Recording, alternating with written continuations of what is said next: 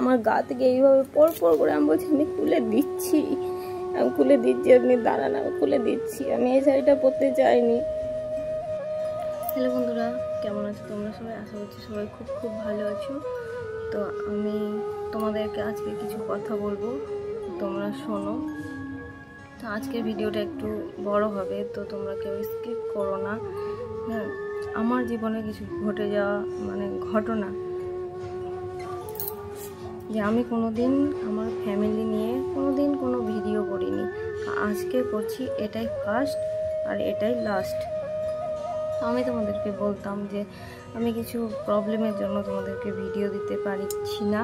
তো আমি এই প্রবলেমটা আমার সাথে প্রবলেমটা আমার সলভ হচ্ছিল না, তার জন্য আমি ঠিকমতো আমার চ্যানেলে ঠিকমতো ভিডিও আপলোড করতে পারি না। তাই আমি আমার প্রবলেমগুলো, আর প্রবলেম নেই, যেটা আছে সেটা আমাকে সামলে উঠতে হবে। তো যে প্রবলেমটা আমি ফেস করছিলাম সেটাই আমি তোমাদেরকে আজকে শেয়ার করছি। তো ভিডিওটা বড় হবে, তোমরা কেউ স্কিপ করো না। আজ আমি ফার্স্ট টাইম আমার ফ্যামিলি নিয়ে কথা বলছি। ফ্যামিলি ছিল, আর এখন শ্বশুরবাড়ির ফ্যামিলি বলতে এখন আমার কাছে কিচ্ছু নেই, আছে শুধু আমার স্বামী আর আমার ছেলে। তো বন্ধুরা, আমার 12 বছর হলো বিয়ে হওয়া। তো 12 বছর ধরে আমি একটা অত্যাচারিত গৃহবধূ। আমার উপরে এত অত্যাচার হয়েছে যে আজ আমি পুরো নিঃস্ব। আজ আমি নিঃস্ব হয়ে অন্যের বাড়িতে ভাড়া এসেছি। আমি আর সামলাতে পারিনি, আর সহ্য করতে পারিনি। মানুষের তো একটা সবকিছু সহ্যের ক্ষমতা থাকে, তো সহ্যের ক্ষমতা যখন হারিয়ে যায় তখন মনে হয় যে শান্তিটাই বড় জিনিস। যখন মানুষ লড়াইয়ে হেরে যায়, তো আমিও হেরে গেছি। 12 বছরের ঘটনা তো প্রতিদিনের ঘটনা আমি তুলে ধরতে পারবো না, তো আমি কিছু কিছু ঘটনা তোমাদের সঙ্গে তুলে ধরছি। তো কী কারণে আজ আমি বাড়ি ছাড়া। তো আমার স্বামীরা 2 ভাই বোন, আমার বর আর তার একটা দিদি, আমার ননদ। কথাতে আছে না, ননদিনী রায় ভাগিনী, তো হলো ওই বাঘিনী। তো মেন ভিলেন হলো ওই বাঘিনী, যার জন্য আজ আমি ঘর ছাড়া। মেন ক্যাটাগরিটা ওই খেলেছে, আর ওর বর আর সব কিছু করিয়েছে ওর মাকে দিয়ে। ওর মাকে কোনোদিনই আমাকে আপন করে নিতে দেয়নি। একটা মেয়ে দেখো, যখন তার শ্বশুর বাড়িতে আসে, কখনো তার বাপের বাড়ির ফ্যামিলি ছেড়ে আসে বিয়ে হয়ে, কখনো সেই মেয়েটা ভাবে না যে আমি সবকে পর করে আমি একা থাকবো, কারোর ভালোবাসা পাবো না। সে কি চাই একটা পরের বাড়িতে এসে যে সবাই আমাকে ভালোবাসুক, আমি মিলেমিশে থাকবো, এটাই। কিন্তু তারা মানতে পারে না। যখন দেখে যে আমার ঘর একটা দখল হয়ে যাচ্ছে, আমার ছেলের সঙ্গে যখন অন্য মেয়েটা থাকবে, সব সময় একটু হাসলে গল্প করলেও তাদের জ্বালা ধরে যায়। বিয়ে দেওয়ার সময় তাদের মনে থাকে না। প্রথমত বলি, আমি কোনো প্রেম করে বিয়ে করিনি। আমাকে যথেষ্ট দেখাশোনা 1 বছর ধরে, 1 দিন 2 দিন না, 1 বছর ধরে দেখাশোনা, কথাবার্তা চালিয়ে, ঠিকুজি কুষ্টি সব গবেষণা করে আমার সাথে বিয়ে দেওয়া হয়েছে। তাদের ছেলে, তার দিদির আগে বিয়ে হয়নি, তার ভাইয়েরই আগে বিয়ে হয়েছে, আমাদের।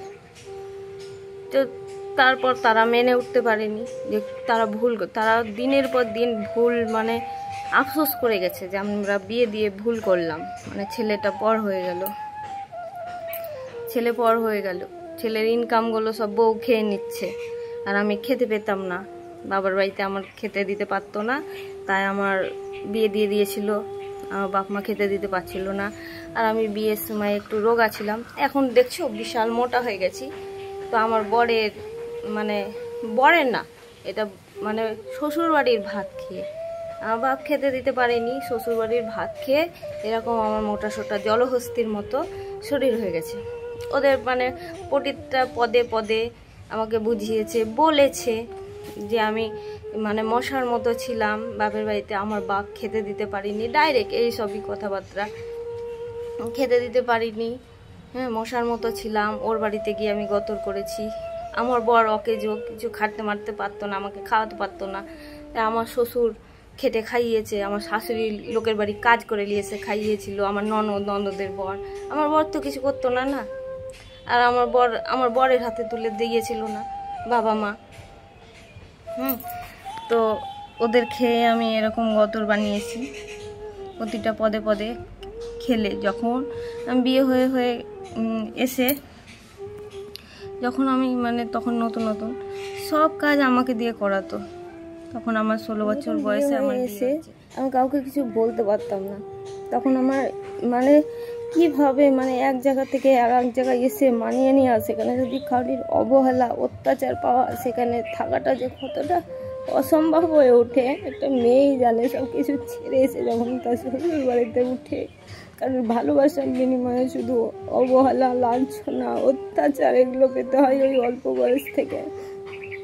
বিয়ের আগে কখনো বুঝিনি অত্যাচার কি, অবহেলা কি, দুঃখ কি। এগুলো যারা আমার মতো অনেকেই আছে, আমার এক সমস্যা, হয়তো অনেক মেয়ের অনেক সমস্যাই আছে। আর সব সমস্যার কারণ হয়ে যায় তার শাশুড়িরা মানতে পারে না, পরের মেয়েকে নিয়ে এসে মানতে পারে না। প্রতি পদে পদে ভাবে ভুল করেছি, আমার ছেলে পর হয়ে গেছে, ছেলের ইনকামগুলো বউ সব খেয়ে নিয়ে নিচ্ছে, আমাদেরকে মিশতে দিচ্ছে না, কথা এমনটা ভাব ধরে নেয়, দিয়ে পরের মেয়েটার উপরে চরম অত্যাচার চালায় যে সে যেন সুসাইড করে ফেলে, নাই ছেড়ে চলে যায়। আর আমার প্রতিও তাই হয়েছে, প্রতিটা পদে পদে অত্যাচার। যখন বিয়ে হয়ে আসি, সমস্ত কাজ আমাকে দিয়ে করাতো। আমি যদি রান্না করতে, তখন 16 বছর আমি স্কুল প্রাইভেট করেছি, স্কুল লাইফ চালিয়েছি। তো আমি আর কি কতটুকু জানবো বলো সংসারের বিষয়ে। তো সমস্ত কাজ করতাম। হ্যাঁ, এমনকি আমি খেলাম কি খেলাম না ততটুকু খোঁজ নিত না।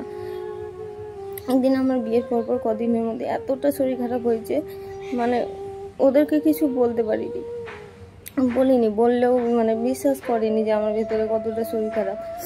তো একদিন এতটাই শরীর খারাপ হয়েছে যে আমি হড় করে বমি করছি।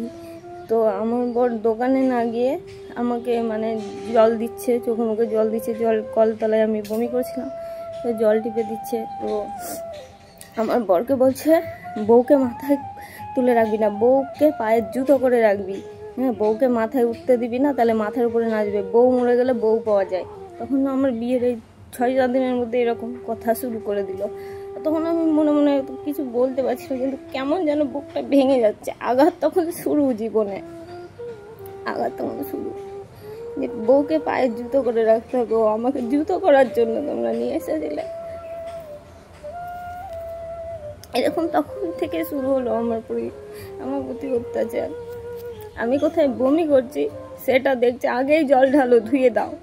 আমার শরীর খারাপটা কোনো ওদের কাছে ব্যাপার না। যেখানে আমার বর দেখছে সেখানে বলছে, তুই দোকান যা, বউকে মাথায় করবি না। এভাবে তখন নতুন থেকে শুরু হলো। একদিন আমি সন্ধেবেলায়, ওরা দুপুরে রান্না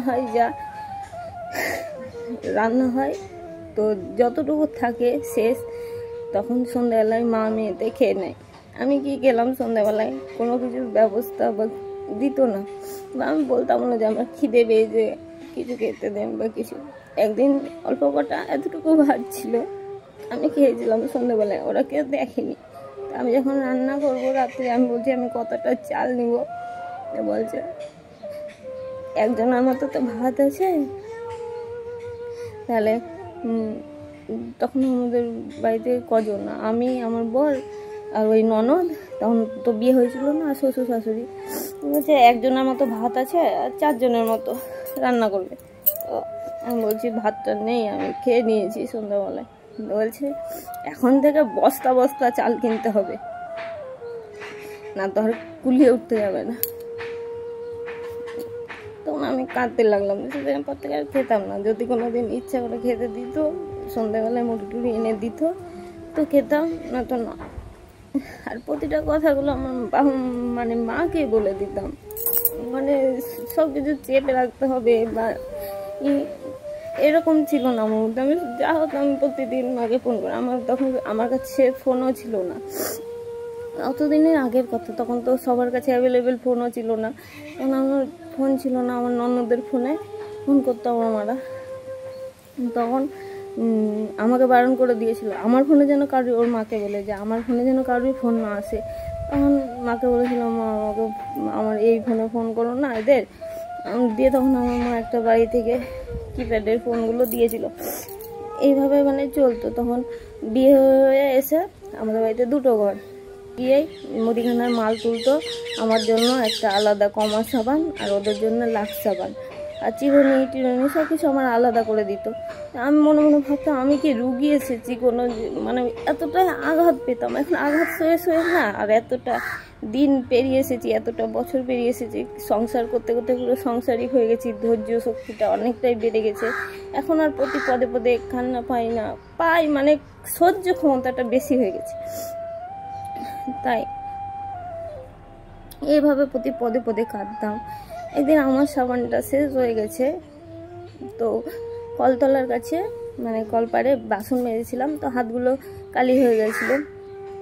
যখন গুলে রান্না হতো কালি হয়ে গেছিলো, তো ওদের সাবানটা রাখা ছিল, আমার শাশুড়ির সাবানটা কলতলায় রাখা ছিল। তো আমি বাসন মেজে ওই সাবানটা আমি হাতে মুখে দিয়েছিলাম। তো আমার ননদ ঘর থেকে বেরিয়ে দেখেছিল, তখন ওর মাকে নালিশ করলো, মা দেখো তোমার সাবান মাখছে। বলছে কেন, আপন আপন সাবান দিয়ে দিয়েছে, তো আমার সাবানটা কেন মাখছে, ফেলে দেবো সব। এরকম করে এইগুলো আমি ঘরে গিয়ে কাঁদতে লাগলাম, হে ভগবান আমি কোন ঘর থেকে কোন ঘরে এসে পড়েছি,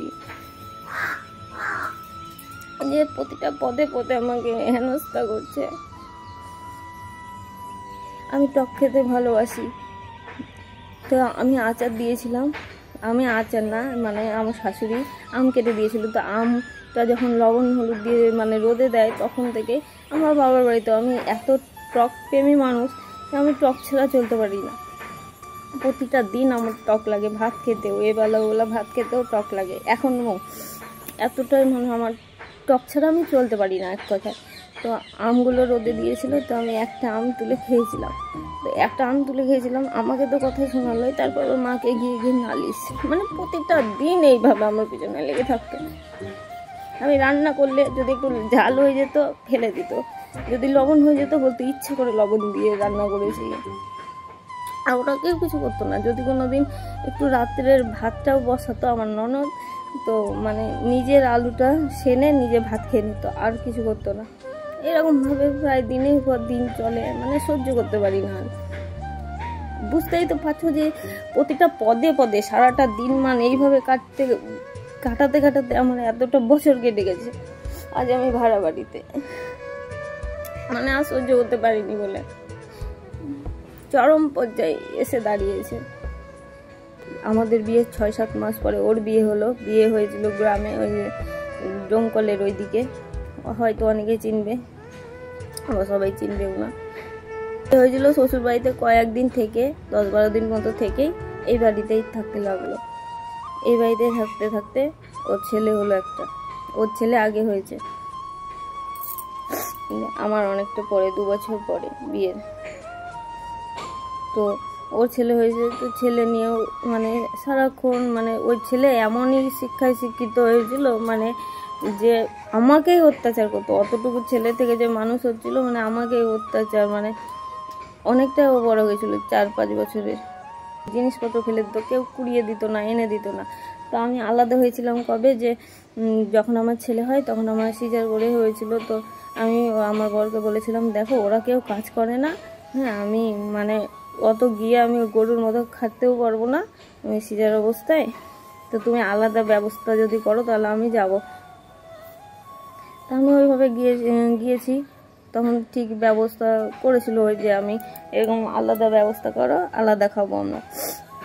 তো যখন যাই আলাদা হয়েছিলাম ঠিকই, তখন হচ্ছে ওরা ঘর করে আর একটা ঘর করে এক্সট্রা ঘর করে ওরা ওই বাড়িতেই থাকা যখন হয়েছিলাম, আমি গিয়ে বলেছিলাম যে তাহলে ওরা ওদের সঙ্গে, তাহলে শাশুড়ি ওদের সঙ্গে খুব বন্ডিং, তাহলে শাশুড়ি ওদের কাছে ভালো, তো ভালো হয়ে থাকতো। শ্বশুরটা আমার সঙ্গে কোনোদিন ঝামেলা অশান্তিও করেনি, কোনোদিন দু কথা বাজে কথাও বলেনি। আমার শ্বশুর কোনোদিন খারাপও বলেনি, আমার সঙ্গে যা অত্যাচার হয়েছে কোনোদিন প্রতিবাদও করেনি।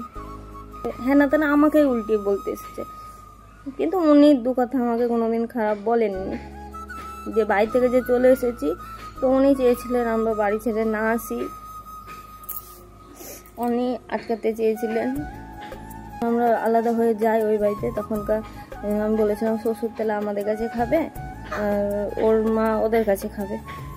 কদিন 1 মাস খেতে খেতে তাই রাজি হয়েছিল। আর আমি বলেছিলাম কি যে কারেন্টের বিল আমার শ্বশুরই দিত, তো আলাদা হলে তো আলাদা দিতেই হবে। আমি বলছিলাম কারেন্টের বিলটা আমি দিব না। তখন আমাদের অল্প টাকায় মানে চলা, আলাদা হয়ে তখন ছোট ছেলে, মানে কোনো দিক সামলাতে পারতাম না। শুধু মানে ভয়ে অত্যাচারে কাজ করতে পারবো না, মানে অত্যাচার করবে, ছেলেটা কেউ দেখবে না। তারপর ওর ছেলে এত চঞ্চল আমার পিছনে লাগে, তার জন্য আমি ভেবেচিন্তে আলাদা হয়েছিলাম। তো যখন 1 মাস হয়ে গেল, যখনকার কারেন্টের বিলের ব্যাপার আসলো, তখনকার আমি ভাত দিতে যাচ্ছি, তখনকার বলছে তোমাদের মোটা চালের ভাত খাবে না তোমরা, দিয়ে আমার রান্না ভাতকে ঘুরিয়ে দিল, মানে কারেন্টের বিল দিতে হবে তাই বন্ধ করে দিল। কোনো কিছু যদি আমি ওদের ব্যবহার করতাম, নিতাম, মানে কেড়ে নিয়া, খোটা দিয়া। একদিন আমার বর প্রথম বিয়ে হয়েছে, ওর আংটিটা খুলে আমাকে হাতে দিতে দিয়েছে। আমাকে খুলে দিয়ে বলছে ওদের একটা আলমারি আছে, ওই আলমারিতে বলছে রাখো, তুমি তুলে রাখো, বিয়ের পর প্রথম দিন। তখন আমাকে জোর করে, আমি বলছি না আমি হাত দিব না, আলগা। আর ওরকম ব্যবহার করে, আমি হাত দিতে চাইছি না, তো জোর করে বললো রাখো না, রাখো কি হবে। ও মানে অধিকার দিতে চাইছে। কিন্তু আমি মানে আলমারির পাল্লাটা খুলেছি, হরম করে পাল্লাটার আওয়াজ হয় খুললে। তো আমার শাশুড়ি বাইরে বাসন মাজছিল, দরজাতে একটা ফুটো আছে, ফুটো দিয়ে বলছে আমার আলমারি খুলেছে কেন, এই সেই আমাকে উল্টো পাল্টা বললো। ওর মেয়েকে বললো মাম্পা কালকে আলমারিটায় তালা মারি দিবি তো, আমার আলমারিতে অনেক দামি দামি জিনিসপত্র আছে, দরকারি জিনিসপত্র হয়েছে। মানে আমি চোর এসেছিলাম ওই বাড়ি থেকে, আর প্রতিটা পদে পদে আমি ওর বাসন কুসন, হাঁড়ি, সোনা দানা সব চুরি করে নিই। ওর কিছু রাখিনি আমি। আমার প্রতিটা পদে পদে দোষ ধরে, আমি হাঁটলে পুরো বাড়ি কাঁপে। আমি অপয়া, আমি অলক্ষী, আমার জন্য ওর সংসারে কোনো আয় উন্নতি নাই। মানে রোজগার যদি না করে আয় উন্নতিটা কি এমনি হয়ে যাবে বলো? তোমরা তো অনেকে জানো যে মানে সীতার বস্ত্রহরণ হয়েছিল, এখানে আমার বস্ত্রহরণ করেছিল একটা মেয়ে হয়ে, একটা মেয়ের গা থেকে মানে কাপড় খুলে নিয়েছিল, সেটা হলো আমার শাশুড়ি। আজ আমার আলমারি ভর্তি শাড়ি, মানে শাড়িতে মানে আটে না, যে দেখে সেই বলে তোর কত শাড়ি। আমার ছেলে দিন রাত বলবে আরও কিনো শাড়ি। একদিন আমার বিয়ের পর আমার শাড়ি ছিল না, তো আমি ওকে বলেছিলাম আমার বরকে একদিন ঘুরতে নিয়ে যাবে আশেপাশে, দিয়ে বলছে আমি বলেছিলাম তোমার মার একটা সিম্পল একটা কালো শাড়ি ছিল, ওই শাড়িটা দাও আমি পরি, এনে দাও। দিয়ে ওর মা কোথায় পরে যাচ্ছিলো, দিয়ে বললাম ছেড়ে দাও, ওই শাড়িটা পরে ও মন্দির যাচ্ছে। দেব ও একটা কি করেছে, আলমারি থেকে ওর মার একটা অন্য কালো রঙের শাড়ি আমাকে পরতে দিয়েছে। আমি কিছুতেই পরবো না, তো জোর করে পরালো আমাকে শাড়িটা। ও ছিল আর আমি ছিলাম ঘরে, তো ও শাড়ি ধরে দিয়েছিল, তো পরেছিলাম। দিয়ে ওই শাড়িটা দেখেছে এসে পরতে, ও দেখেছে, বলছে কি আমার 900 টাকা দিয়ে শাড়ি পরে বউকে ফুচকা খেতে নিয়ে যাবি? দিয়ে আমার গা থেকে এইভাবে পর করে আমি বলছি আমি খুলে দিচ্ছি, আপনি দাঁড়ান, আমি খুলে দিচ্ছি, আমি এই শাড়িটা পরতে চাইনি। তখন এমন অবস্থা ছিল, মানে আমার মারও বেশি শাড়ি ছিল না, যা আশা করতাম যতটুকু করতাম আমাকে শাড়িই পরতে হবে, বিয়ে হয়ে গেছে তো পরতাম। মা নিয়ে এসে দিয়েছে, তো ওদের কাছে একটা চাইতাম। এখন মানে বুঝে কোনো ওদের জিনিসপত্রে আমার হাত দিতে ঘেন্না লাগতো। আমার মনে হয় আমার কিছু না থাকুক, আমি পাশের বাড়ি থেকে নিয়ে চালাবো বা আমি অসুবিধা করে চালাবো, কিন্তু ওদের কোনো জিনিসে এখন পর্যন্ত, মানে আমি যে চলে এসেছি অনেক বছর জবে থেকে আলাদা হয়েছিলাম, একটু করে বুঝতে ওদের কোনো জিনিসে আমি হাত দিতাম না, কোনো কিছু মানে দিলেও নিতাম না, খেতাম না। আমরা কাপড় চুপড় দিতাম তো মন থেকে নিত না। আমরা আগে দোকান থেকে কাপড় এনে দিতাম পুজোতে, তো বলতো কি এই শাড়ির এত দাম, এগুলো এত দাম, এই দোকানে এত দাম, এই শাড়ির এত দাম না। তখন কি করতো যে ও বলতো আমার তো দোকানে টাকা লাগে, তাহলে আমি টাকাই দিয়ে দেবো। দিয়ে কয়েক বছর ধরে টাকাই দিত। ওর মেয়ে আর ও মিলে কারি লোন নিয়ে, ওর মেয়ে জামাই আর ওকে দিয়েছে, এইভাবে করে করে 1 লাখ টাকার কাছাকাছি লোন নিয়ে মন্দিরে চলে গেছিলো। লোনের স্যাররা এসে এসে বাড়িতে ঝাঁপাঝাঁপি করতো, মন্দিরে চলে গেছিলো মানে গা ঢাকা দিতে। লোনের স্যাররা এসে অত্যাচার করতো, আমাদেরকে বলতে দিত না। আমরাও তো বলতাম না কী কারণে গেছে আমরা জানি। লোনের স্যার রাস্তা বন্ধ কোথায় চলে গেছে আমরা জানি না, এরকম বলতো। দিয়ে লোনের স্যাররা আস্তে আস্তে আসা বন্ধ করে দিল। দিয়ে বিয়ের পর ওর কারণেই, ওই মেয়ের কারণেই বাড়িতে থাকতো, অত্যাচার করতো। একদিন টিভি দেখছিল, ও একটা সিরিয়াল দেখছিল ঠাকুরের, তো ও বলছে আমি দেখবো। দিয়ে ভালোবাসা.com, তখন ও বলছে ও ওটা দেখবে, আর আমার বর ঠাকুরের একটা সিরিয়াল দেখছিল। তো এইভাবে করতে করতে ওর রিমোট ছুঁড়ে রিমোটটাকে ভেঙে দিয়েছে। বলছে তোমার মুখে যা করছো করো, তো ঘরের জিনিস কেন ভাঙছো? তো ঘরে যে আমাকে উল্টো তোর বাপের ঘর থেকে এনেছিস, তোর বাপের বাড়ি গিয়ে দালালি করবি, এইসব দিয়ে বলছে। তুমি তখন থেকে একটু একটু করে মুখ চালাতাম, আমার এখানেই জোর শ্বশুরবাড়িতে, তুমি তোমার শ্বশুরবাড়িতে গিয়ে জোর দেখাও গা। সবাই শ্বশুরবাড়িতেই জোর দেখায়, আমিও শ্বশুরবাড়িতেই জোর দেখাচ্ছি, তো তুমি ভাঙবা চুরবা কেন? বলছে এখনই তোকে ঘাত ধাক্কা দিয়ে বের করে দেবো। এরকম করতে করতে আমার গায়ে হাত তুলেছিল, আমার এইভাবে ঝামেলা করতে করতে। দিয়ে আমার গায়ে হাত তুলেছিল আমার শাশুড়ি।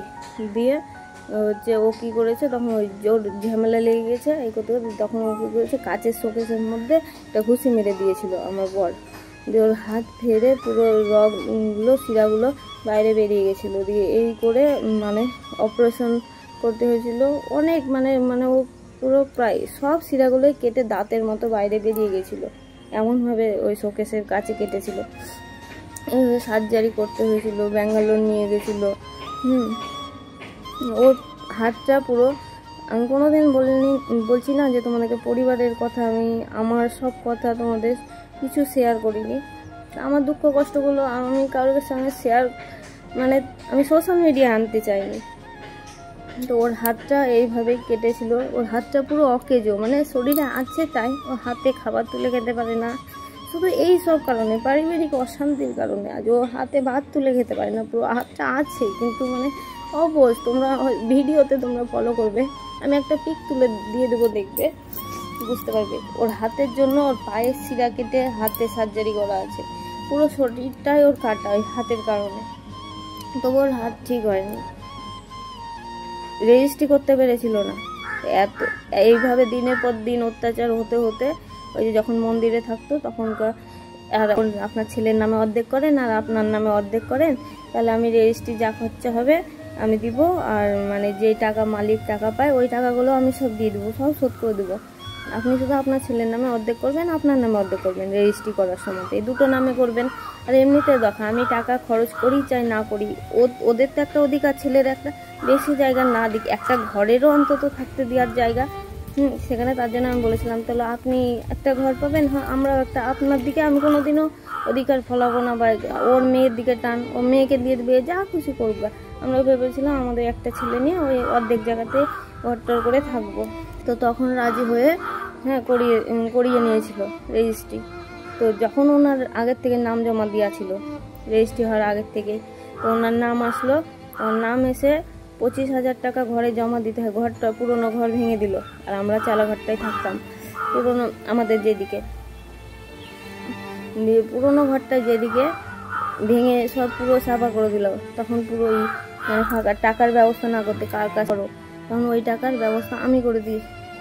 ওই টাকার ব্যবস্থা আমি বললাম ঠিক আছে, আমি টাকা অনেক আগের থেকে আমাদের কাছেও চাইছিল, আমরা দিইনি, অনেক ব্যাঘাতটা করেছিল আগের থেকে, কিন্তু ওই টাকা আমরা দিয়েছিলাম না। কী হবে দিয়ে, ও তো মানুষটাই এরকম অত্যাচার করে যাচ্ছে, হ্যাঁ ওর মেয়েকে দিবে, তো আগের থেকে বলেছিল, দিয়ে রাজি হয়নি দিতে। দিয়ে পরে যখন ভেঙে চুরে ফেললো, ওরা অন্য কোথাও থেকে ব্যবস্থা করতে চেয়েছিলো, ব্যবস্থা করতে পারলো না। তখন লাস্টে আমার মায়ের কাছ থেকে 15,000 টাকা নিয়ে আর আমার সোনার জিনিস বন্দুক দিয়ে 10,000 টাকা এনে ওকে 25,000 টাকা দিয়েছিলাম, আর দিয়ে ঢপ দিয়েছিল যে তোমাদের ছেলেরই থাকবে ভবিষ্যতে এটা, মানে তখন উদ্ধাপ্ত হয়ে যায় এইভাবে বলে। আমি ভেবেছিলাম আমি জলে ফেলার মতো ভগবানকে করে দিয়ে দিলাম যে ওনার এই কাজটা বাদ চলে যাবে, আর এরকম ফাঁকা বাড়িতে আমি একা কী করে থাকবো, চারিদিকে ফাঁকা খোলামেলা গঙ্গার ধার, তারপর সামনে এত জঙ্গল, তো হয়ে যাক, উনি যা করবে করবে। এইভাবে 25,000 টাকা দিলাম ঘর করার সময়। একটা ঘর হয়ে গেছে, অর্ধেক অর্ধেক হয়েছিল সমান সমান। আচ্ছা আমি সমান সমান মানি না, তখন করিয়ে নিয়েছিল কাজটা, দিয়ে সমান সমান মানি না, তখন আমার দিকে দরজা করতে যাচ্ছে, বলছে এখানে আমি রান্নাঘর করব, আমার দিকে। আমি সমান সমান নয়, পুরোই আমার কিসের অর্ধেক এরকম করে করছো। আর যখনই কিছু করতে যাই তখনই আমি বাধা দিই যে আমার তো এতটুকুর মধ্যে আমি থাকতে চেয়েছি, ছেলে নিয়ে থাকো। ওই দিকটা উনি যা কিছু করুক না, একটা কারা এইসবগুলো করলো, আমাকে কারা রাস্তায় নামালো, সব তোমাদের চেহারাগুলো চিনিয়ে দেবো।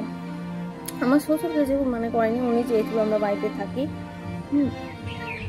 তো 3 জন মিলে আমাদের অত্যাচার করে প্ল্যান করে, যখনকার আগে যা করতো এইভাবেই মানে করতো। তোমাদেরকে বললাম দিনের পর দিন, প্রতিটা দিনই কম বেশি একটা দিন হয়তো বাদ যেত, কিন্তু পিছনে রাখতো। আমি অত মুখ করতাম না যে কত ঝগড়া করবো, কত উত্তর দেবো, কত বলবো। প্রতিটা জিনিস নিয়ে আমার বাবার বাড়ি থেকে যেসব জিনিসগুলো বিয়েতে দিয়েছিল সব খারাপ, সব। কিন্তু নিজে অথচ একটা মানে জামাইকে আংটিও জুটাতে পারিনি। জামাই না, মেয়ের উপরে ওদের জোর আছে, খাওয়ার অধিকার আছে। আর আমার বাপ মায়ের আমার উপরে কোনো জোর নাই। জোর তো দূরে থাক, আমার বাড়িতে আসারও ওদের নাই। আসতে গেলে আমার বাপ মা যদি আসতো, কোনো আমার জন্য যদি আসতো না, একবেলা থাকতো, তো আমার জন্য এত কিছু আনতো যে আমার মেয়ে এই খেতে ভালোবাসে, আমার এই আমার মেয়ে আলাদা সংসারে এত অভাবের মধ্যে এটা দিলে আমার মেয়ের সুবিধা হবে। কারণ তারা তো জানতো যে আমার মানে আর্থিক সমস্যাটা যে কি, আমার কি আছে না আছে, আমার কষ্ট। আর এরা ভাবতো তো আমি ভালো আছি। ওর ছেলের চাকরি করা টাকা, আমার বড় একটা কাপড়ের দোকানে কাজ করে। তোমাদেরকে কোনো কিছু বলতাম না, এখন তোমাদের সঙ্গে মানে আমার দুঃখগুলো মানে আজকেই শেয়ার করছি, এত কিছু হয়ে গেছে বলে। তো কাপড়ের দোকানে কাজ করে, কত টাকায় মাইনা হতে পারে তোমরা একটা মানে ধারণা করো। ওরা ভাবতো 10,000 12,000 বোধহয় টাকা পায়। তো তারা দোকানে গিয়ে জেনে নিক না, দোকানে গেলেও হয়তো বিশ্বাস করবে না। তো তাদের কাছে তাদের বিশ্বাস, যা খুশি। তারা সবসময় ভাবতো আমি খেয়ে নিই, পরে নিয়ে নিই, কিছু দিতে গেলে ফেলে দিয়া, মুখ ঝামটা দিয়া। তো আমার শ্বশুর এত মানে মাঝে মাঝে খায়, খেতে দেয়। আর ওর মেয়ের কাছে উনি খায়, ওর মেয়ে বাড়ি করেছে, থেকে মানুষ করতে লাগলাম আমার ছেলেকে। ওর ছেলে ভালোই বড়। এইভাবে বাড়িতে থেকে ভাড়া বাড়িতে বিদায় হলো। ভাড়া বাড়ি থেকে মানে বাড়ি করলো, জায়গা কিনলো, তখন সরকার থেকে বাড়ি করে দিল। ও মানে গ্রামের সাইডে একটু, এই আমার এই শ্বশুর বাড়ি থেকে বেশি দূরে না, খানিকটা দূরে। তাই ওই জায়গাটা একটু গ্রাম, তাই ওর ভালো লাগে না। টাউনের মেয়ে সবসময় এই বাড়িতে, আর মায়ের সঙ্গে কান ভাঙানি। আর আমার উপরে অত্যাচার কিভাবে চলবে, আলাদা থেকে অত্যাচার দিন রাত। আমি খেয়ে পড়ে, আমি যে খাই, এই ভাদ্র মাসে আমাকে বাড়ি থেকে বেরিয়ে যেতে বাধ্য করেছিল। আমি 1-1.5 মাস ধরে বাপের বাড়িতে ছিলাম। তো আমি যখনই আমার ওই জায়গা নিতে চাইতো, ই করতো বাধা, তখন আমি দিতে গেলে তখন আমাকেও বলতো কি, তোকে তোর টাকা ঘুরিয়ে দেবো, এই বাড়িতে কোনো কিছু করতে হবে, তোর মতো মেয়েকে আমার বাড়িতে থাকতে দেবো না। কাঁদতে কাঁদতে মানে আমার ভেতরটা মানে পাথর হয়ে গেছে সহ্য করতে করতে। চোর চোর চোর শুনতে শুনতে আমার কান পচে গেছে, যে আমি মানে যেন মনে হয় কি আমি এখানে চুরি করতে এসেছিলাম। বউ না, একটা চোরেরও বোধহয় সম্মান থাকে, আমার যেটা মানে সেই সম্মানটুকু একটা বউ হিসাবে নাই। আমার ছেলেকে যদি আমি মারতাম, আমাকে পিছন থেকে এসে আমাকে মারধর করতো ওই শাশুড়ি। মানে ছেলেকে তো দেখাশোনা না, মানে ছেলেকে মারছি এই অজুহাতে আমাকে মারতে পারবে বা 2-4 কথা শোনাতে পারবে আজে বাজে। তো একদিন আমার ছেলেকে মারছি, তো আমাকে চুলের মুঠি ধরে এসে পিছনে ঘুষি। এই কথাটা যখন এরকম বাড়াবাড়ি হতে থাকে, তখন আমি সবাইকে এগুলো জানাতাম। সবাই আমাকে বলেছিল, আমাকে না এই কেস খামারি এগুলো একদম ভালো লাগে না, যে লোক জানাজানি কেচ্ছা কেলেঙ্কারি আমার একদম ভালো লাগে না। শুধু আমি ভাবতাম আমি সহ্য করে যাই।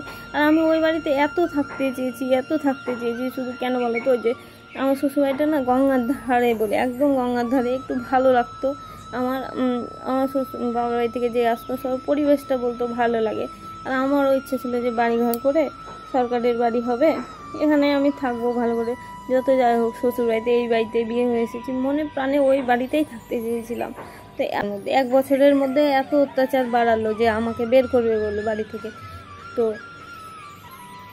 মানে তখন ওরা ফাইসালা যে ওরা লোনের আবেদন করবে, দিয়ে আমার এই টাকা আমাকে ঘুরিয়ে দিবে। তো এইভাবে আমি 80,000 টাকা খরচা করেছিলাম, তো আমাকে 75,000 টাকা দিয়েছে।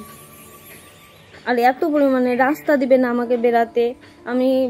আমি যে একটা ঘরের দিকে থাকি, যখন আমার হবে সরকারের, আমারও হয়তো হবে, তো আমার হচ্ছে তুমি থাকো করো, আমরা ছেলে তোমার যদি পায়খানা বাথরুমটা আমরা ব্যবহার করি, আমরাই তো পরিষ্কার করি, পুরো বাড়িঘর আমরাই পরিষ্কার করতাম, তো ওনা ব্যবহার করতে দেবে না। কলে হাত দিলে কলতলায় যদি কিছু পড়ে থাকতো তো মানে ফেলে দিত, আমাকে বলতো কলতলায় ওকে বলে যে যেন বাসনপত্র নামাবি না, এখানে এঁঠো ফেলবি না, এঁঠো কোনো কিছু ফেলতাম না। আমি যতই মানে আড়ালে, আমি বাথরুমের ভেতরে পর্যন্ত আমার বাসনগুলোকে আমি ঢুকিয়ে রেখে দিতাম, তাতেও ওর অসুবিধা। শব্দে মানে কিভাবে অত্যাচার করবে, মানে অত্যাচারটা বাড়ালো যে আমি যে টাকাগুলো খরচা করেছি মানে ওই অতটুকু কম টাকায় আমাদেরকে ছেড়ে দিবে অর্ধেক টাকা।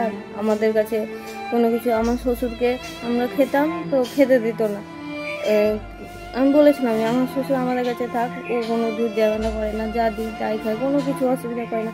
একদিন আমার ছেলেকে হচ্ছে 2 দিন স্কুল থেকে নিয়ে আসতে দিয়েছিলাম, আমার ছেলেকে আমার শ্বশুর এনেছিল, তার জন্য বলেছিল কি যে কুকুরের মতো খাটিয়ে চাকরের মতো খেতে দেয়। এদিকে মেয়ের বাড়ি কাছেই, মেয়ের বাড়ি সংসার সামলানোর জন্য দুজনেই বেশিরভাগ থাকবে, একজন না একজন থাকবে, ওর বাচ্চা মেয়ে সংসার সামলাতে পারবে না, তাই সামলে দিতে হয়, ঘরে সমস্ত কাজ করে দিতে হয়, জল আনা, ছেলেকে দিয়ে আসা নিয়ে আসা। কিন্তু ছেলের সংসারে একটা কোনো কিছু এই এতটুকু করতেই বলেছিল কি কুকুরের মতো খাটিয়ে চাকরের মতো খেতে দেয়। মাঝে মধ্যে খেত, খাওয়া বন্ধ করে দিত, আমি তাও বলতাম যখন হতো রান্না করবো, আবার কিছুদিন খেত, যখন কথাবার্তা বলতো করতো তখন করতাম। আর আমার শাশুড়িকে কোনো কাপড় এতদিন দিয়েছি, মানে টাকাও দিয়েছি, তো জবে থেকে মন্দিরে থাকে সেই বড় টাকা দিয়েছি, কিনে সে টাকা পছন্দ মতো শাড়ি দিয়ে ঠাকুরকে দিয়ে দিয়েছি, যে মন্দিরে থাকতো সেই ঠাকুরকে। হ্যাঁ, সেটা খুব ভালো কাজ করেছে, উনি পরেননি আমাদের টাকার শাড়ি, ঠাকুরকে দিয়ে দিয়েছে, খুব ভালো কাজ করেছে। তো তারপরের বার থেকে আর টাকা বলা হলো যে টাকা নেবে না পুজোর সময়, যে বাজার করতে যাওয়ার সময়, পুজো কেনাকাটা করার সময় বলা হলো যে টাকা নেবে না শাড়ি কিনে এনে দেবো। তো বললো, ওর বাবাকে বললো, মানে আমার বরকে বললো, তোর দেওয়া শাড়ি আমি আর কোনো দিন পরবো না, নিব না, এই কথা বললো। আর কোনো কিছু দিতে গেলে মুখ ঝামটা দিয়া, টেঁড়া কথা বলা, এইভাবে একটু একটু করে সবই ওনাকে দেওয়া বন্ধ করে দিয়েছিলাম। সবটাই খারাপ আমি, তাই ভেবেছিলাম যখন খারাপ তো খারাপ হয়েই খারাপ হবো।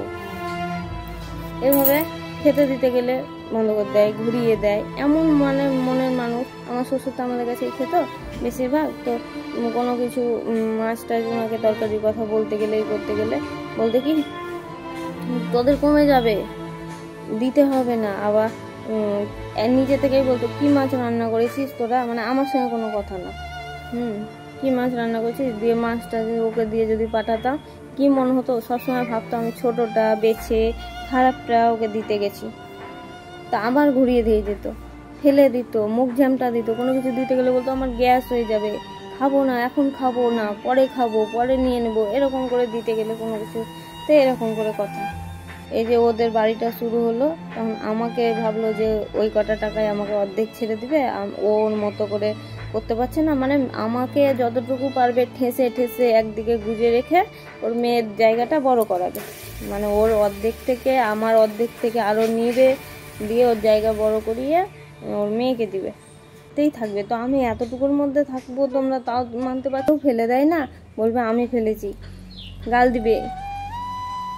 সবসময় ভয়ে থাকা ওই বাড়িতে, যে আমাকে যেন সবসময় মনে হয় যে কোনো কিছু হোস না, ঝড়কে বলবো ঝড় তুমি যেন কোনো কিছু ফেলে দিও না, তাহলে আমাকেই গাল দিবে, বিড়াল তুই এইটা করিস না, যেন কোনো আমাকেই যেন ঠাকুরকে ডাকতে হয় পদে পদে, যে এটা ওর যেন ওর জায়গায় বা ওর ঘরে যেন কোনো কিছু না হয়, আমাকে গাল পড়বে। হ্যাঁ, আমি আর কাঁদতে পারি না, আমার তো সবসময় ভয়, আমার উপরে অত্যাচার, আমাকে আজে বাজে কথা গাল দিয়া, গালগুলো আমি বলছিলাম পারবো না। ইদানিং যখন আমাকে ভাদ্র মাসে বাড়ি থেকে বেরিয়ে যেতে বাধ্য করলো, আমার টাকা মানে ফিরিয়ে দিয়ে আমাকে বাড়ি থেকে উচ্ছেদ করলো। যখন মানে নিজে বাড়িটা করেছিল তখনকার কারেন্টের বিল সব কিছু, কারেন্টের বিল যখন ওর মেয়ে ভাড়া চলে গেল, ওই ছেলে অশান্তি হয়ে পরে বাড়ি করলো, তখন থেকে আমরা কারেন্টের বিল সব আমরা দিতাম। শ্বশুর আমাদের কাছে থাকতো, যখন ঝগড়া হতো টেনে নিত, খেতে দিত না, এইভাবে তখন মেয়ের বাড়িতে রেখে দিত, আর মেয়ের বাড়িতেই আসা যাওয়া করে। আর ওই মেয়েটাই সবসময় প্রথম থেকে এইভাবে অত্যাচার করে করে আমাকে তাড়াতে এসেছিলো। শুধু মানে এখন আমি দুজনে বেরিয়ে এসেছি, কিন্তু আমি যদি অত্যাচার করতাম, আমি যদি বাপের বাড়ি গিয়ে থাকতাম, বলতো কি ওর ওখানে প্রেম ভালোবাসা আছে, তার জন্য ও সংসার করতে চায় না, ও সংসার করার মেয়ে না, তোর সঙ্গে সংসার করবে না, ছেড়ে দে, মানে তো প্রতিটা পদে পদে ছাড়ানোর চেষ্টা করেছিল, ছাড়াতে পারিনি। আমার বাপ মা চেয়েছিল এত অত্যাচার, যে এত অত্যাচার সহ্য করে থাকতে হবে না প্রথম থেকে। তখন আমার বাপ মা আমাকে ছেড়ে দিতে বলতো, আমি বলতাম যে আমি ছাড়বো না, আমি ছাড়ার জন্য বিয়ে করেছি। আর আমার যদি ভাগ্যে সুখ থাকে গাছতলাতে গিয়েও সুখ পাবো, আর যদি সুখ না থাকে মানে রাজপ্রাসাদে গিয়েও সুখ পাবো না। তাই আমার একটা ছেড়ে আর একটা, তোমরা তো বুঝবা না, ঠিক আবার কোথাও না কোথাও বিয়ে দিয়ে দিবা, তখন ওখানে আমি আরও অত্যাচারিত হব।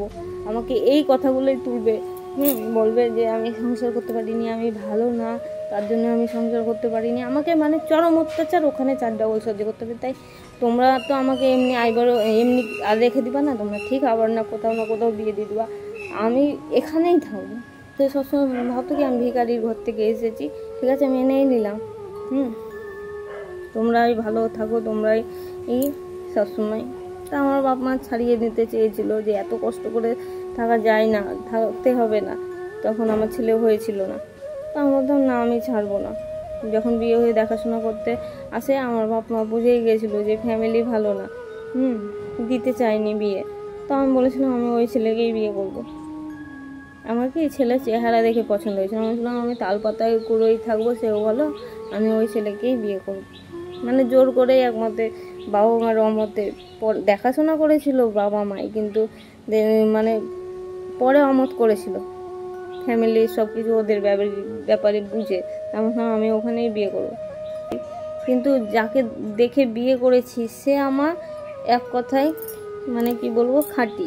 তার জন্য টাকা পয়সা কম থাকুক জীবনে, সব কিছু টাকা পয়সাটা কিছু না, যার সঙ্গে সংসার করবো সেই মানুষটা যদি ভালো হয় না, মানে হাজার সুখ দুঃখেও থাকা যায়। তার জন্য আমি তার হাত ধরে রাস্তায় নেমে এসেছি, আমাকে তারা থাকতে দেয়নি বাড়িতে, এত পরিমাণ অত্যাচার করেছে যে আমাকে থাকতে দিবে না বলে।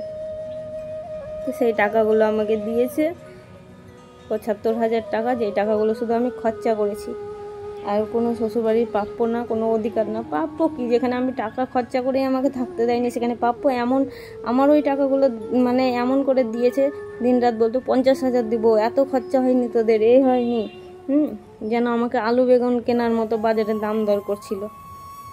আর ওদের জায়গা আমাদের মানে আমার বরের নামে যে জায়গা ছিল তার মেয়ের নামে লিখিয়ে নিয়েছে। তোমরা সব ভিডিওগুলো দেখতে পাবে, আমি চেহারাগুলো দেখিয়ে দেবো।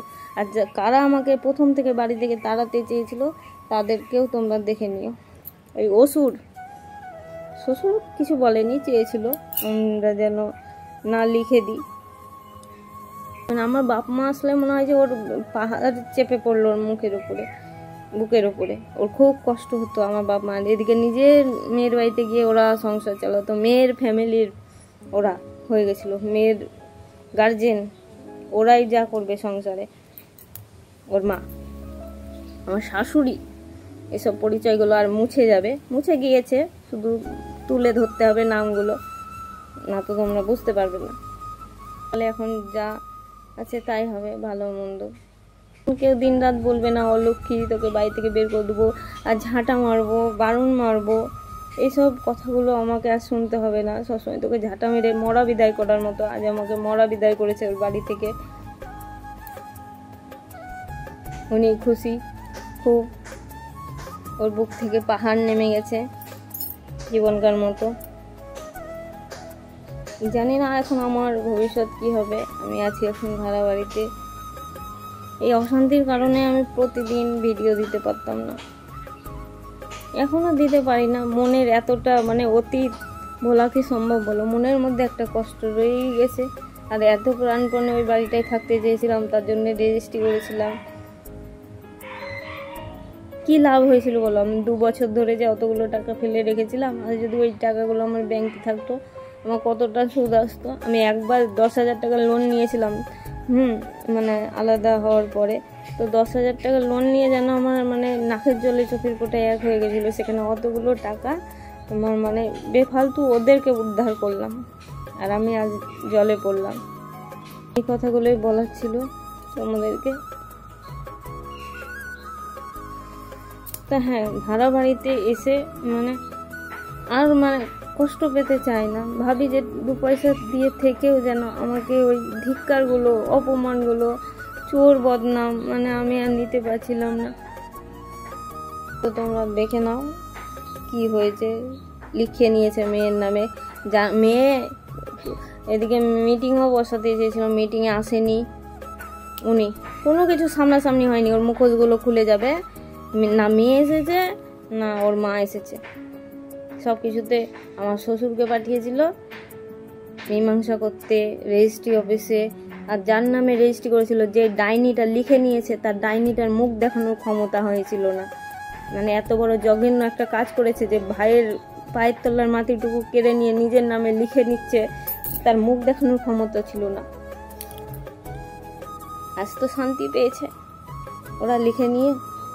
খুব ওদের কষ্ট হচ্ছিল, ভাই থাকছিল বাড়িতে ওর বাপ মায়ের জায়গায়, নিয়ে থাক। কিন্তু আমি শাস্তি দিইনি কেন জানো? যে আমি শাস্তি দিলে আমি জানি আমি কোনো অন্যায় করিনি। আমি চেয়েছিলাম একসঙ্গে থাকতে, মিলেমিশে থাকতে, কিন্তু আমাকে থাকতে দেয়নি। আমি 12টা বছরের অত্যাচারগুলো তোমাদেরকে তুলে ধরতে পারলাম না, সম্ভব না, সেটা তোমরাও জানো। তো কিছু কিছু কথা তুলে ধরলাম। তো এইভাবে চলতে চলতে আমি এত সহ্য করেছি, আমি কোনো অন্যায় করিনি। তাই আমাকে সবাই কেস টেস করতে বলেছিল, শাস্তি দিতে চেয়েছিল, আমি দিইনি। আমি না, সব আমার উপরে যা করেছে সব আমি ভগবানের কাছে দিয়েছি। ভগবান তুমি এর বিচার করো, আমি ঠিক আছে, আমি রাস্তায় নেমে যাব। কিন্তু ভগবান যেন আমি যদি কোনো অন্যায় না করে থাকি, আমার প্রতি যদি কোনো অন্যায় হয়ে থাকে, তো এই শাস্তি ওরা পাবেই, অবশ্যই পাবে। যদি ভগবান বলে, উপরওয়ালা হলে কিছু থেকে থাকে। আমার ছোট ছেলেটার কথাও ভাবিনি তারা, সবসময় বের করে দিতে চেয়েছে।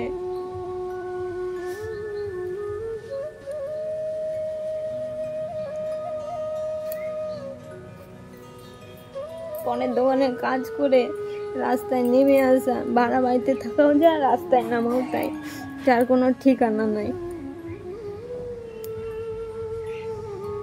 আমার ছেলের কথাও ভাবিনি, আমার ছেলেটার কি হবে। আমার শ্বশুর চায়নি যে আমরা বাড়ি থেকে বেরাই, কিন্তু কত আমাদেরকে বলতো সহ্য করো সহ্য করো, আমাদেরকে বোঝাতে আসতো। হ্যাঁ, কিন্তু পরে উল্টিয়ে ওদিকে সাপোর্ট গাইতো, স্বীকার করতো না কোনো কিছু। সহ্য করো, কত সহ্য করে বলো মানুষ।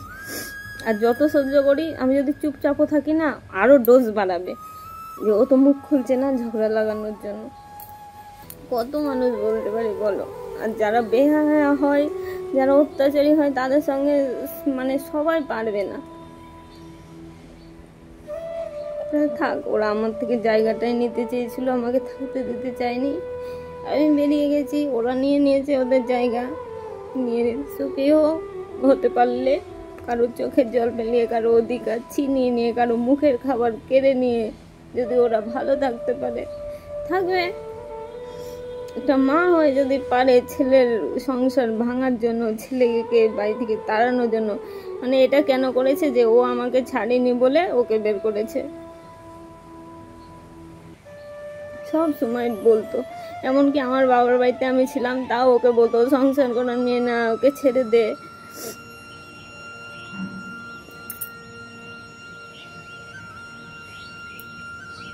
তো এই হলো আমার জীবন কাহিনী।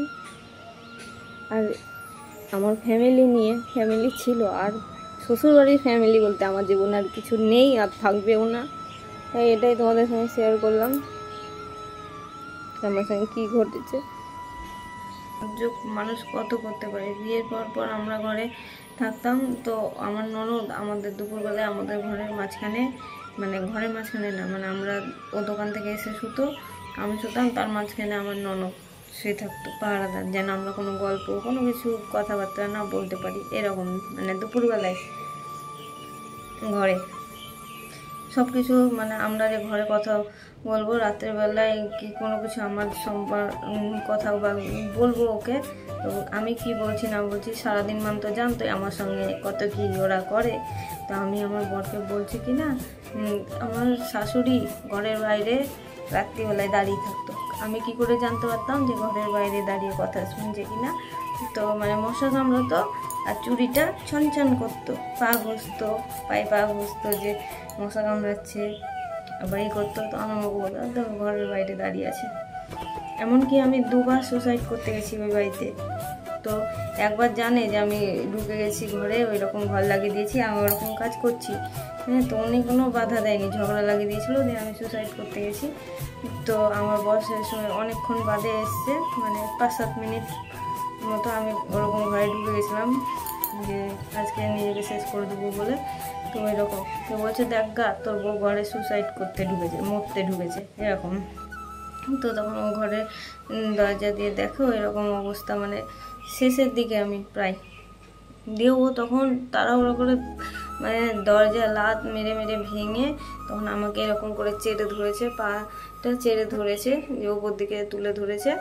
তখন আমার বর বলছে তুমি বটি আনো, একটা বটি আনো। ও আমার ওই অবস্থা দেখে না পুরো আমি গ্যাংরিয়ে পুরো মানে মুখ টুক মানে অবস্থা খারাপ হয়ে গেছে। তখন ও কী করেছে, ও তখন আর নার্ভাস হয়ে গেছে আমাকে ওই অবস্থায় দেখে। তখন ওর আর শক্তি নেই যে আমাকে এইভাবে তুলে ওপর দিকে মানে গলায় যেন টান টান না লাগে, তো এইভাবে চেড়ে ধরেছে।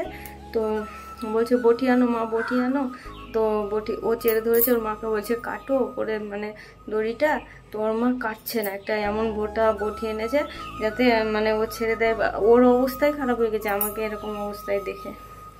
তখন মানে ও বলছে কাটো মা কাটো তাড়াতাড়ি, কাটতে পারছো না, আর ওর মা কাটছে না এরকম করে, যাতে ও চাইছিল মরে যায়। এত ধিক্কার দিয়েছে যাতে ও চেয়েছিল আমি সুসাইড করি। তো আমার জানো তো 5 বছর আগে আমার বোন নিজে সুসাইড করে মারা গেছে। তো আমার বোন আমার ভাই, আমরা 3 ভাই বোন।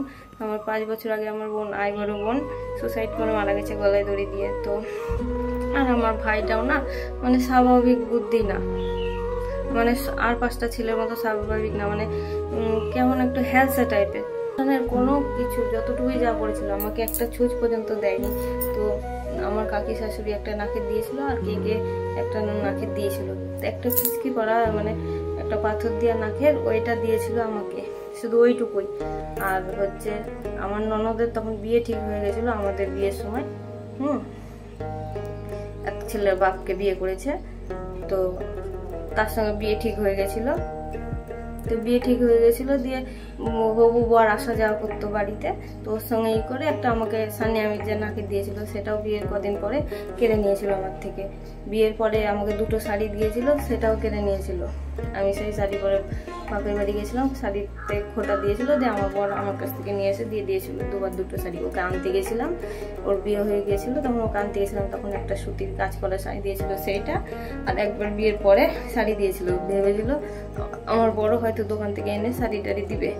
আমার অবস্থা খারাপ ছিল, দেয়নি ওকে এনে, ওর নিয়ে দিত। তো আমি কী করে, আমি ভাবতাম, আমি প্রায় দিন ভাবতাম কি কারেন্ট চলে গেছে দুপুরবেলায়। মানে আমি আমার বর খেয়ে একটু পরে দোকান চলে যায়, তা আমি থাকি ঘরে, ফ্যান চলে, তার জন্যে মানে আমি ভাবি যে কারেন্ট চলে গেছে, দেখি এত গরম। তারপরে টিনের ঘরে থাকতাম, তো হচ্ছে বলতো যে আমি ভাবতাম কারেন্ট চলে গেছে, তো প্রায় দিন ভাবতাম কারেন্ট চলে গেছে। দিয়ে একদিন আওয়াজ পেয়েছি যে মেন সুইচটা আমাদের ঘর থেকে একটু দূরে মিটারটা, তো একদিন আওয়াজ পেয়েছিলাম, ও এই ব্যাপার। তখন না আমার মাদেরকে বলি যে এরকম করে আমি ভাবি কারেন্ট চলে যায়। দিয়ে মেন সুইচ নামিয়ে দিয়েছে, আমি শুনতে পেয়েছি আওয়াজ। দিয়ে পরে বাইরে বেরিয়ে দেখেছি যে হ্যাঁ মেন সুইচ নামানো আছে। দিয়ে এরকম বলছি, দিয়ে আমার বাবা একদিন এসছে, তো আমার বাবাকে বলছে ঘরে বসতে, না আমার বাবা বলছে আমি ঘরে বসবো না, কারেন্ট পুড়ে যাবে, ফ্যান চালাতে হবে না। তখন বিয়ের পর এরকম প্রথম। এই যে সেই দিন বন্ধুরা, আমার জীবনের সব থেকে খারাপ দিন। যে দিনটা আমার পায়ের নিচ থেকে মাটিটা কেড়ে নেওয়া হয়েছিল, এই দিনে আমি অনেকটা ভেঙে পড়েছিলাম বন্ধুরা। কারণ যখন বুঝতে পারছি যে আমার পায়ের নিচে শক্ত মাটিটা কেড়ে নেওয়া হলো, ওই যে নন্দাই দেখলে, যে মেন ভিলেন লোভী নন্দাই, তারা প্রথম থেকে চেয়েছিল আমার এই মাটিটা কেড়ে নিতে। আজ আমার সব কেড়ে নিয়ে, যেটা আমার শ্বশুর। আর এই যে লোভী ননদ, ভাইয়ের থেকে পায়ের নিচের মাটি কেড়ে নিয়ে আজ নিজে সফল। এদের মতো খারাপ মানুষ যাদের কপালে থাকে না, তাদের সব কিছু এইভাবেই হারিয়ে যায়। আমার মতো, আমাদের মতো। এরা চেয়েছিল আমাকে বাড়ি থেকে বের করে দিতে, পথে নামাতে, আজ তাই করেছে। একটা কথাই জেনে রাখবে যে কাউকে কাঁদিয়ে, কাউকে ঠকিয়ে কখনো সুখী হওয়া যায় না।